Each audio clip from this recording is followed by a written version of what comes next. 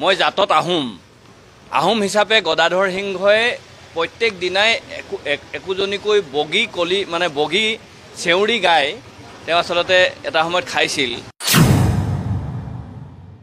আহোম হিচাপে আচলতে গো মাংস খোৱা আগতে এটা পৰম্পৰা আছিল। অখিল গগৈ ডাঙৰীয়া এটা প্ৰত্যাহ্বান জনাইছিল তেখেতক যে তেওঁ হোষ্টেলত থকাৰ সময়ত তেওঁ গো মাংস খাইছিল বুলি কৈছিল।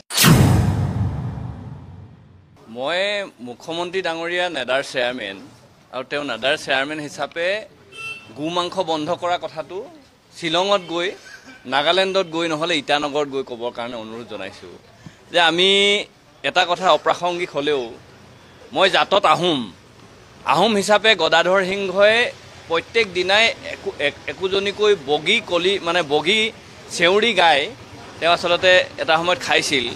আমি আচলতে আহোম হিচাপে আচলতে গো মাংস খোৱা আগতে এটা পৰম্পৰা আছিল। এতিয়া আমি বেলেগ ধৰণেৰে বৈষ্ণৱ ধৰ্মত আমি আহিলোঁ। তাৰ পাছত ধৰি লওক মানে জীৱ হত্যা মহাপাপ এনেকুৱা ধৰণৰ কথাবিলাকত অহাৰ পাছত আচলতে এই বিষয়বিলাক নাইকিয়া হৈ গ'ল। কিন্তু মানুহে আচলতে খাদ্যক লৈ যিটো তেওঁলোকে আচলতে ৰাজনীতি কৰিবলৈ আগবাঢ়ি গৈছে, মানে মুখ্যমন্ত্ৰী ডাঙৰীয়াই যে অখিল গগৈ ডাঙৰীয়া এটা প্ৰত্যাহ্বান জনাইছিল তেখেতক যে তেওঁ হোষ্টেলত থকাৰ সময়ত তেওঁ গো মাংস খাইছিল বুলি কৈছিল। তাৰ উত্তৰটো কিয় আজিৰ তাৰিখলৈকে দিব পৰা নাই? যে তাৰ পাছতো বহু মানুহে তেখেতৰ ওপৰত আঙুলি টুৱাইছে যে তেখেতে আচলতে সেই সময়ত আচলতে গো মাংস তেওঁ যেতিয়া কংগ্ৰেছৰ চৰকাৰৰ দিনত আছিল সেই সময়তো তেওঁ গো মাংসক আচলতে পক্ষপাতিত্ব কৰিছিল।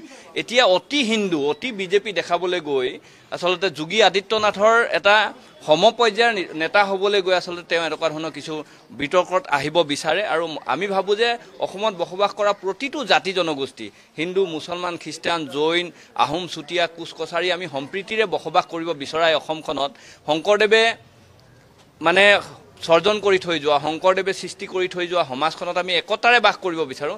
তাত আচলতে গো মাংস গাহৰি মাংস এইবোৰ বিষয়লৈ মানে আহিব নালাগে বুলি আমি উপলব্ধি কৰোঁ। সেইকাৰণে মুখ্যমন্ত্ৰী ডাঙৰীয়াক আহ্বান জনাইছোঁ যে ৰাজনীতি কৰক, বেলেগ এংগুলৰ পৰা কৰক, কাম বন কৰি আচলতে ধাৰ নোলোৱাকৈ 1,50,000 কোটি টকা ধাৰ টেটুলৈকে লৈ আচলতে আজিৰ তাৰিখত বিভিন্ন ধৰণৰ উন্নয়নৰ ফটা ঢোল বজাই তেওঁ আচলতে এনেকুৱা ধৰণৰ গো মাংস গাহৰি মাংসৰ কথা কৈ ৰাজনীতিটো আচলতে বেলেগ এটা ফাললৈ লৈ যাবৰ কাৰণে যি প্ৰচেষ্টা হাতত লৈছে এইবিলাক আচলতে অসমৰ ৰাইজে কেতিয়াও মানি লোৱা নাছিল আৰু ভৱিষ্যতৰ দিনতো এইবিলাক বিষয় মানি নলয়।